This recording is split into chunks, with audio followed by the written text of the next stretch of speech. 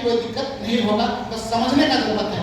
तो आज हमारे बीच हमारे मुख्य अतिथि ललित कुमार सर का हार्दिक अभिनंदन, हार्दिक स्वागत करते हुए चाहेंगे कि बुके और सरना गमछा, जो झारखंड का है सर, ये सरना गमछा, और यहाँ पर आदिवासी जनजातीय लोग बहुत ज़्यादा मात्रा में है, यहाँ पर बहुत ही ट्रेंड चला हुआ है। और सरना जो है वो हम लोग समानता को मानने वाले लोग हैं, यहाँ प्राकृतिक पूजक लोग हैं।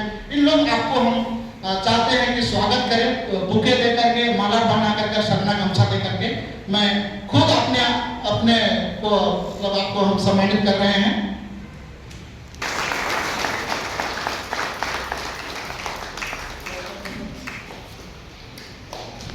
तो शहीद होने के बाद में झारखंड में क्या हुआ, पूरे देश में क्या हुआ, उनका विचार कहाँ चल गया, केवल फोटो और पोस्टर के माध्यम से ही बस देख रहे हैं, लेकिन जान नहीं पा रहे कि बिरसा मुंडा क्या किए, पूरे देश के लिए क्या किए, पूरे राज्य के लिए क्या किए, ये हम लोग कुछ नहीं जानते हैं।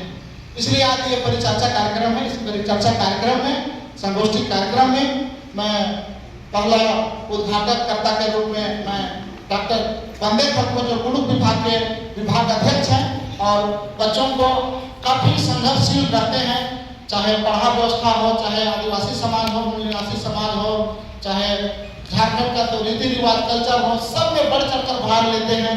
और ऐसे ऐसे प्रोफेसर लोग बहुत ही कम जन्म लेते हैं पूरे झारखंड राज्य में कि हमारे बीच आज आए हैं। तो मैं उनका हार्दिक अभिनंदन, हार्दिक स्वागत करते हुए मैं उनको बुलाना चाहूँगा कि आप उद्घाटककर्ता के रूप में बिरसा मुंडा के बारे में या फिर पूरे देश या राज्य की स्थिति में झारखंड का जो परिस्थिति है कि आज तो फोटो और पोस्टर के माध्यम से ही देखा जा रहा है, लेकिन आज क्या कारण है कि आज इसके विचार को दबाया जा रहा है। हमारे बड़े भाई बंदे खटको जी यहाँ पर आके और अपना बात रखेंगे, खुल करके बात रखेंगे, क्योंकि यहाँ सब अपने लोग हैं और अपने लोगों में अगर खुल के आदमी ना बात रखे तो फिर क्या फायदा। इसलिए ऋतु भगत, तिरगा कड़िया, सिद्धू बाबू, सिंगी दे, चप्पू दस, फूलो छालो, पोतो हो, बहुत सारे हैं। उनको भी हमें समय समय पर याद करना चाहिए। स्कूल की शुरुआत जो पिता फुले ने किया, जो बालिकाओं की शिक्षा के लिए, ये बहुत ही अलग जलाने का काम किया। और हम सभी जानते हैं कि बिना पढ़े लिखे हम लोग ऊंचे पदों पर नहीं जा सकते हैं, और जाने के लिए ही जरूरी है कि आपको पढ़ाई लिखाई करना जरूरी है। और तभी हम अपना समाज या अपना देश, अपने राज्य के लिए तभी हम सही से जो संविधान में अधिकार दिया गया है उसको अधिकार दिया गया है, लेकिन हम कर्तव्य पालन करना जरूरी है। हम सभी अधिकार की बातें करते हैं, लेकिन हम लोग कर्तव्य जो हमारा है उनको मौलिक कर्तव्य अधिकार जो दिया गया उसको हम लोग ध्यान नहीं देते हैं, जिसके कारण आज हमारा समाज जो है वो आदिवासी हो या मूलवासी हो या जितने भी यहाँ झारखंड राज्य में निवास करने वाले, हमें अपने दायित्व से करते हैं, जिसके कारण हमें एक दूसरे की दृष्टि में ही भावना दिखाई देती है। चंद रुपये नौकरी करते हैं तो पैसे तो हो जाती है, लेकिन उनका जो जनमानस है वो घट जाता है। वो पैसा कहीं ऐसो आराम की जिंदगी समझने लगते हैं, और पैसा एक जगह अपने जगह में है ही, लेकिन आपका जो समुदाय है, आपका जो रीति रिवाज है, आपकी जो परंपरा है, आपकी जो सामुदायिक भावना है, आपका राज है, उसमें आपको थोड़ा सा भी अंश में सहयोग करने की जरूरत है। उनको ही देखना है। यदि हम पढ़े लिखे लोग अधिकतर शहरों में निवास करते जा रहे हैं, जिसके कारण हमारा जो गांव है, जो पुरखौती गांव है वो छूटता है, लेकिन उससे क्या नुकसान हो रहा है उन्हें भी हमें समझने की जरूरत है। यदि हम नौकरी करते हैं कहीं पर भी, तो हमें अपने गांव घर में जाना चाहिए। उस गांव घर जाने से हम 2 रुपये देने से सहयोग नहीं हो पाता है। आपके यहाँ जो गांव घर में चाचा भतीजा, मामा मामी जो रिश्ते में जुटे हुए हैं, वो सतान हो या कुलवासी हो या आदिवासी, सभी का कोई ना कोई रिश्ता रहता है।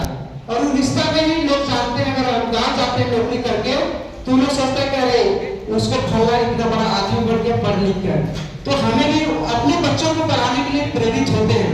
इसलिए सभी से हम अनुरोध करेंगे कि जितने भी पढ़े लिखे आप हैं गांव में जाएं और गांव भर के 2-4 लोगों को वोट लें, और वहाँ जो भी सभा होती है, जो संगोष्ठी होती है, पर्व त्योहार में जाते ही हैं, आप उन्हें सजेशन करने का कोशिश करें। और जो संविधान है उस संविधान को, देश संविधान से ही चलता है, सत्ता हो या विपक्ष सभी को अगर एक राज्य के लिए अगर सोचेंगे, एक देश के लिए सोचेंगे तो बहुत बड़ी काम हो सकती है।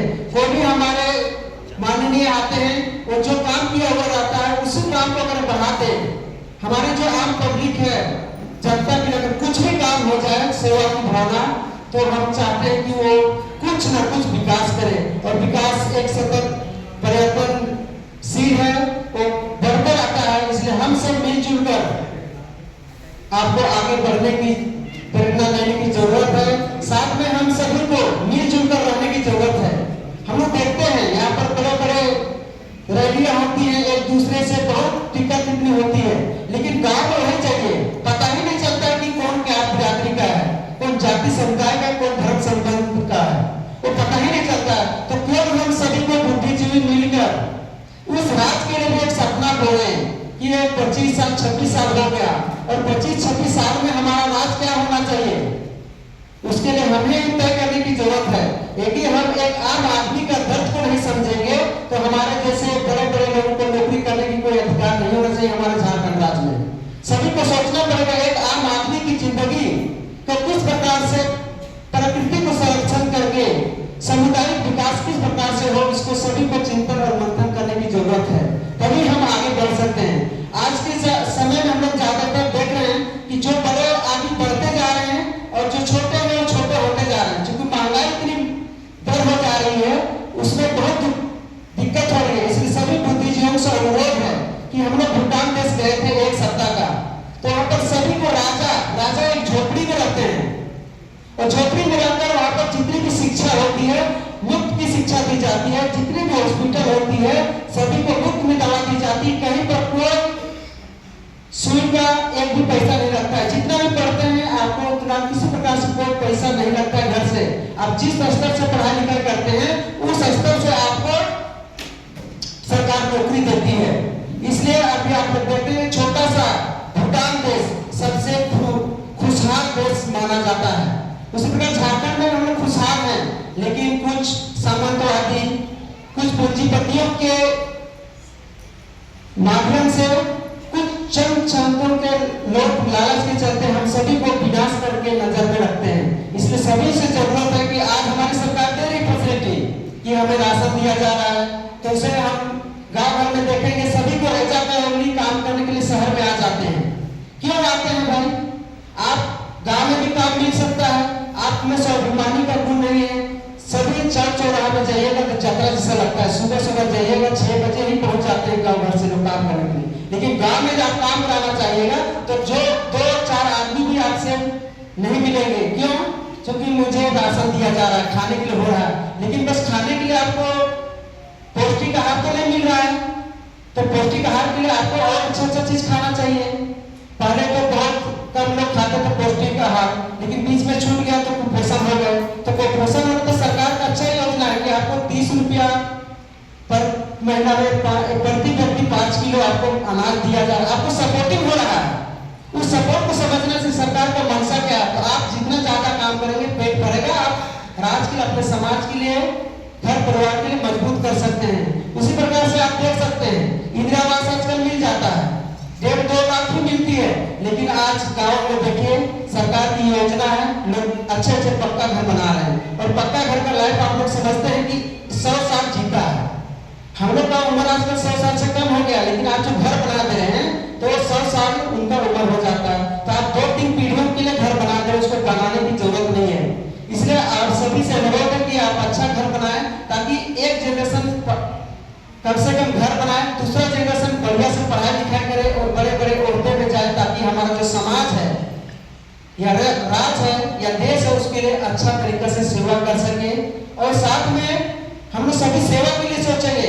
हम लोग तो सोचते हैं कि झारखंड राज्य में बाहर का लोग आके नौकरी करते हैं, क्योंकि हम खुद मेहनत नहीं करते हैं, हम अच्छे बच्चों को खुद में पढ़ाते लिखाते अच्छे से नहीं है, उनको सही से दिशा निर्देश नहीं दे पाते, जिसके कारण हमारे राज्य में बाहर से लोगों को आना पड़ रहा है।